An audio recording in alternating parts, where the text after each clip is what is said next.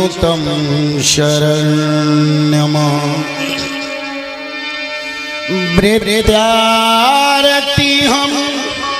प्रणतपाल भवाब्धिपोतम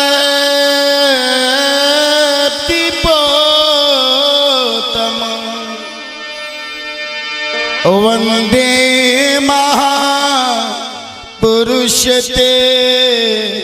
चरणारविन्दम्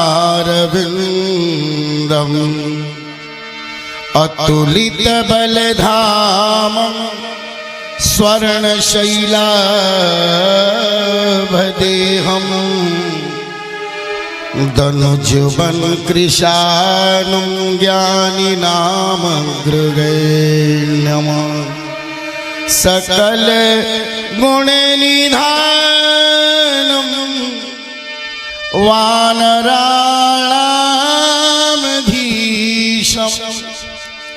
रघुपति प्रिय भक्तं वातजातं नमामि। नमः पार्वती पतये हर हर महादेव। श्री राम जय जय राम। ताली बजा के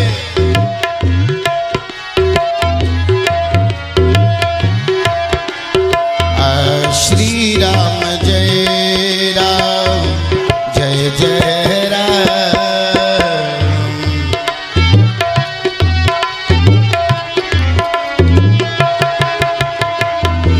श्री राम जय राम श्री राम।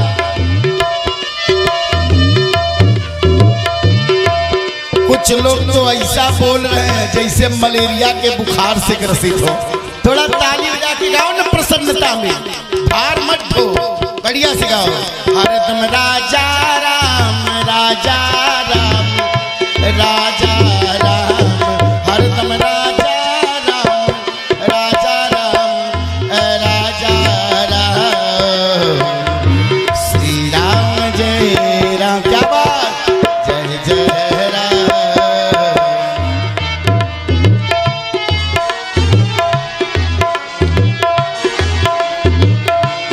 कौशल्या के प्यारे राम, कौशल्या के प्यारे राम, दशरथ राज दुलारे राम। और बढ़िया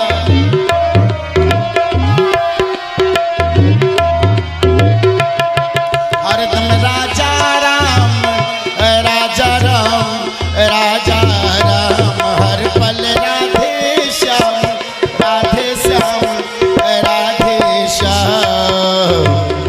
श्री राम जय जय राम। श्री राम जय जय राम। श्री राम जय राम।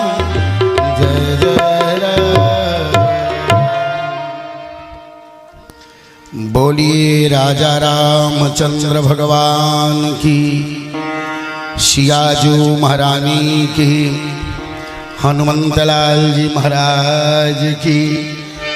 नमः पार्वती पतये हर हर महादेव। आइए भगवान की परम मंगलमयी कथा का रसपान किया जाए। कई कई जन्मों के पुण्य के प्रभाव से भगवान के सत्संग में बैठने का अवसर प्राप्त हो जाता है। ध्यान रखिएगा, जीवन में भगवान की कथा के समान कोई चीज नहीं हो सकता। अतो निलोके ननु नास्ति किंचिन चित्तस्य शोधाय कलौ पवित्रम अघौघ विध्वंसकरं तथैव कथा समानं भुवि नास्ति चान्यतः। शास्त्रकार कह रहे ध्यान रखना, अगर अपनी हृदय को परम पावन पवित्र करना चाहते हो और जीवन के समस्त विषय विकारों को मिटाना चाहते हो और पापों की समूल प्रवृत्ति को निकालना चाहते हो तो केवल भगवान की कथा में आना पड़ेगा। और उसी कथा को कितने प्रेम पूर्वक माता पार्वती भगवान शंकर से पूछ रही है, हमको कथा सुनाओ। देवाधिदेव ने कहा कौन सी कथा सुनोगे? माँ पार्वती कह रही, आप जिन राम को रटते हो मैंने सुना है, तुम पुनि राम राम दिन है, तुम पुनि राम राम दिन राती। थोड़ा थोड़ा गाइए, केवल 25-30 मिनट सुनाऊंगा, कथा के भाव से भरने का प्रयास करूंगा। बहुत धैर्य धारण करके सुनिएगा क्योंकि कथा शाम दिन की कथा का विश्राम समय होने वाला है। थोड़ा अपने धैर्य दिल में लाइए और आनंद लीजिए कथा का। माँ पार्वती कह रहे हैं, मैंने आपके मुख से बार बार राम सुना है। क्या? तुम पुनि राम राम दिन राती, तुम पुनि राम,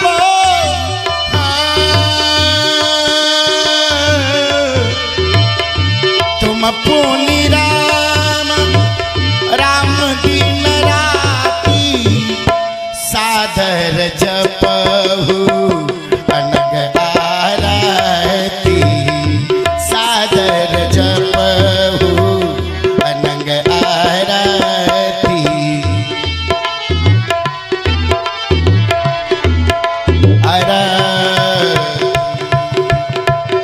हे देवाधिदेव महादेव, आप जिन रघुनंदन राम को बार बार राम राम राम कह के रटते हैं वो आपके इष्ट हैं। देवाधिदेव ने कहा हाँ पार्वती, कहा तो मैं आपसे बस यही जानना चाहती हूँ कि वही ब्रह्म जो निर्गुण निराकार है वो प्रेम के वशीभूत होकर सगुण साकार होके धरती पर तो आया, पर आने का कारण क्या है? देवाधिदेव ने कहा सुनिए, कारण तो अनेक हैं, पर पार्वती उसमें एक कारण आपके गुरुजी देवर्षि नारद हैं। माँ पार्वती ने कहा मेरे गुरुजी? कहा उन्होंने क्या कर दिया? कहा आपके गुरुजी ने भगवान को श्राप दे दिया। पार्वती जी कह रही अच्छा, तब तो जरूर भगवान ने कोई न कोई अपराध किया होगा, कोई किसी को यूं ही श्राप तो नहीं देता है। कहा तो बताइए आखिर भगवान ने कौन सा अपराध किया कि मेरे गुरुजी को श्राप देना पड़ा? कारण कवन श्राप मुनि दीना, कारण कवन श्राप मुनि दीना, कारण कवन श्राप मुनि दीना, कारण कवन श्राप मुनि दीना, काय अपराध रमापति कीना, काय अपराध, काय अपराध रमापति कीना।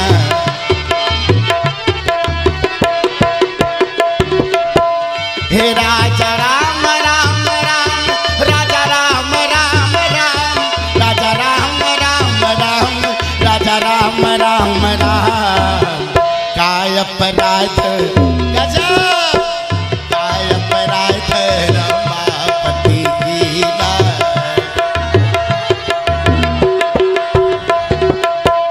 ध्यान रखना, भगवान शंकर मुस्कुराए, बोले भी हंसी महेश तब ज्ञानी मूढ़न को, जेहि जस रघुपति करहि जब, सो तस तेहि क्षण होय।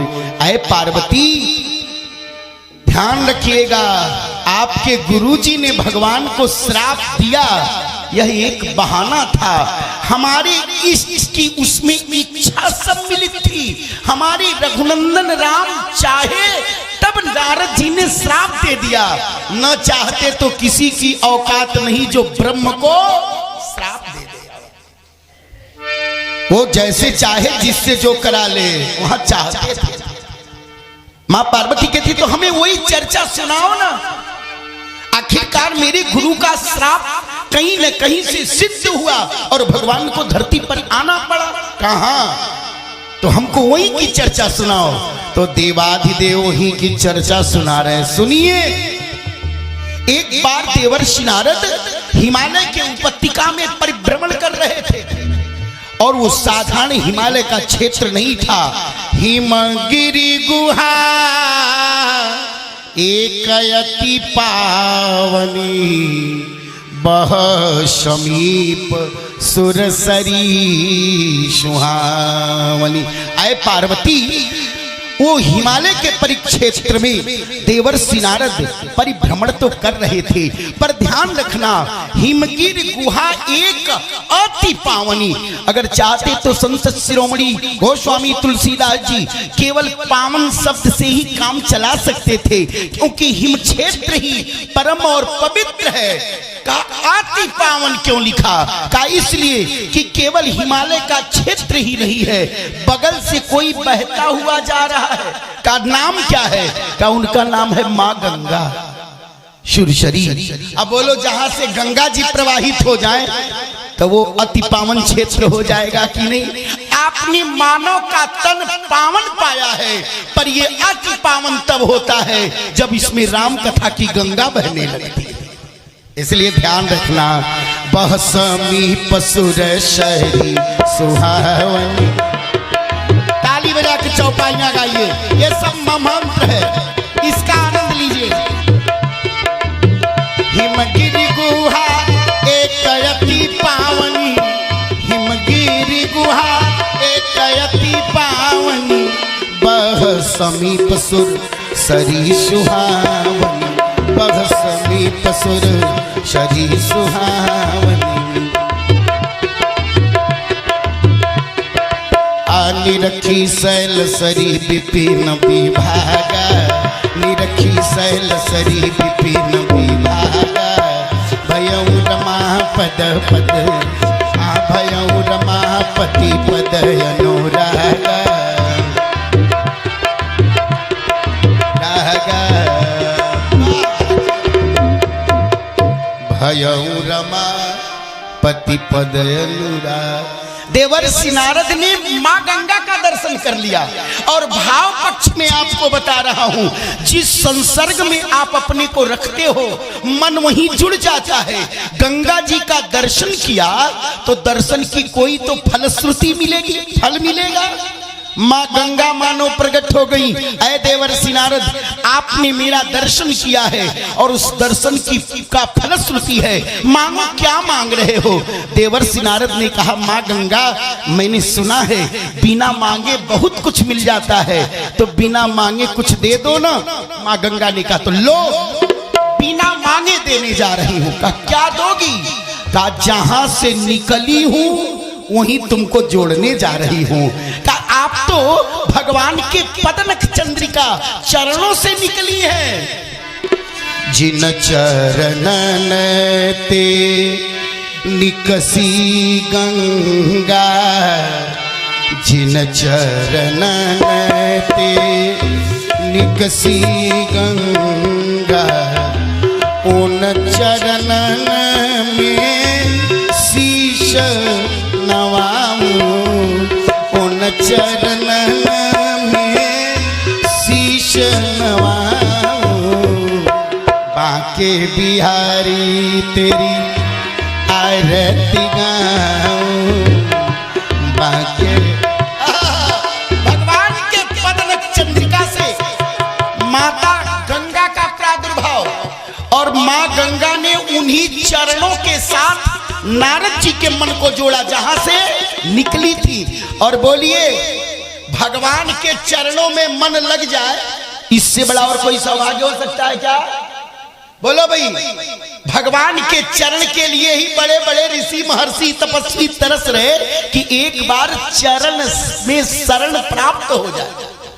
और जब चरणों में ध्यान लग गया। इसीलिए कहता हूं कथा में बैठिए, ये भगवान का जो पांडाल है, ये भक्ति का पांडाल है, कथा पांडाल। और अगर यहाँ आपका मन लग गया भगवान चरणों में, तो आपके दुख, आपकी विपत्ति वैसे ही दूर हो जाएगी जैसे देवर्षि नारद के श्राप की विपत्ति दूर हो गई। भगवान के चरण का ध्यान होने का लाभ क्या मिल रहा है? सुमिरत हरि, सुमिरत हरि, श्राप गति बाधी, सुमिरत हरि।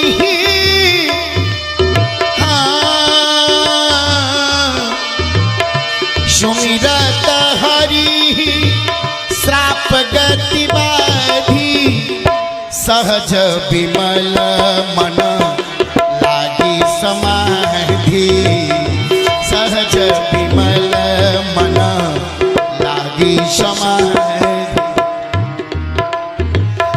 सहज विमल मन लागी समाधि।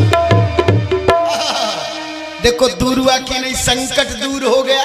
श्राप था, ऐ नारद जी आप एक जगह ठहर नहीं सकते हैं। दक्ष ने श्राप दिया था, क्योंकि दक्ष के जो बेटे बड़े होते थे विवाह करने जाएं तो ये कहते थे विवाह जंजाल का जड़ है, इसमें फंस जाओगे तो कई जन्म आते जाते रहोगे, इसलिए संत बनो।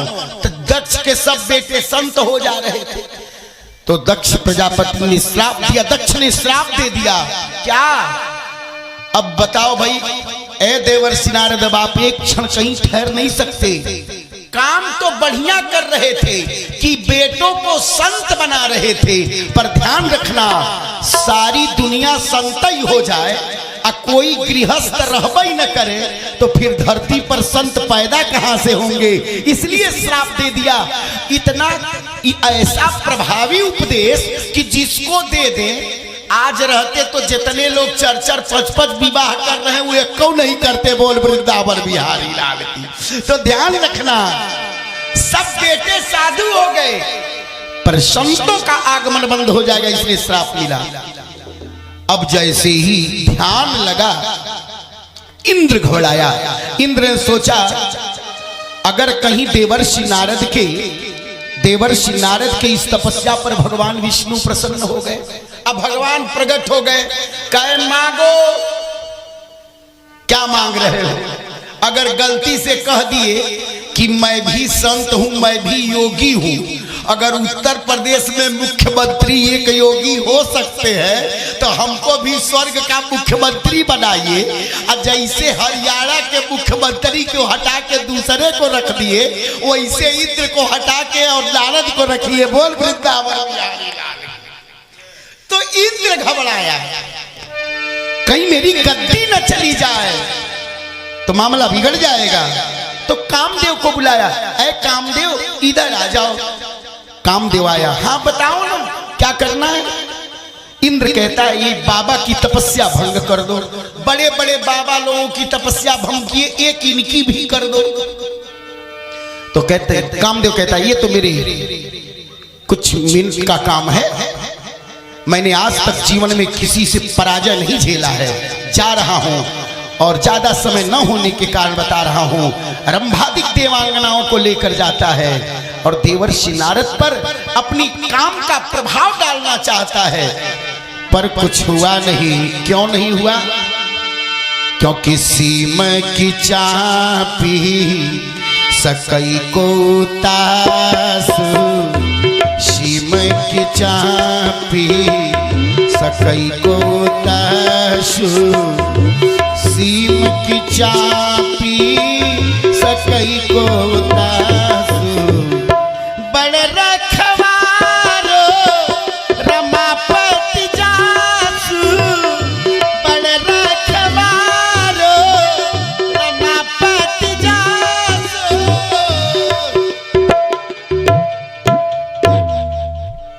जिसकी रक्षा मेरा परमात्मा करेगा उसका कोई गहरा गहरा नत्था करा नहीं बिगाड़ सकता है। भगवान नाथ से ले आए हैं रक्षा करने के लिए। और ध्यान रखना विश्वास करना।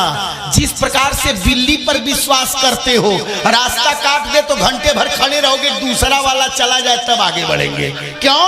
क्योंकि मेरा टिकट ना कटे, जो जाए उसका कट जाए। बिल्ली पर विश्वास है कि रास्ता काट दिया काम बिगड़ जाएगा, अब भगवान पर नहीं करोगे तो काम चलेगा। इसलिए जितना बिल्ली पर किए, जिस दिन उतना करने लगोगे काम बन जाएगा। कामदेव पराजित होकर देवर्षि नारद के चरणों को पकड़ लिया।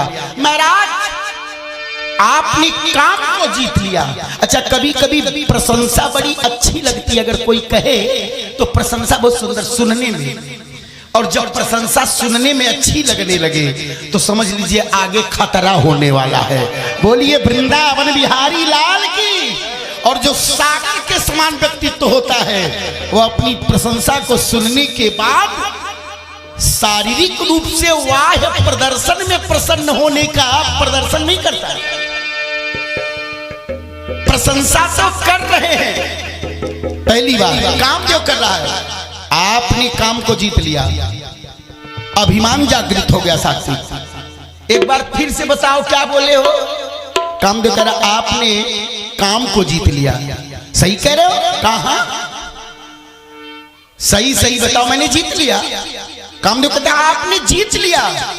अच्छा तो ठीक है, एक बात बताओ। का क्या?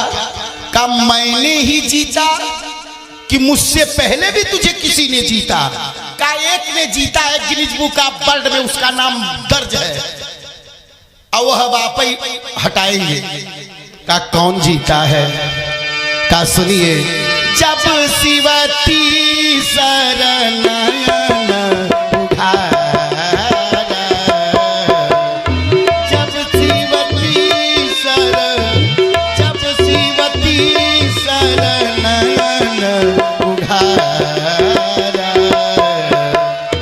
चितवत काम भयो जरी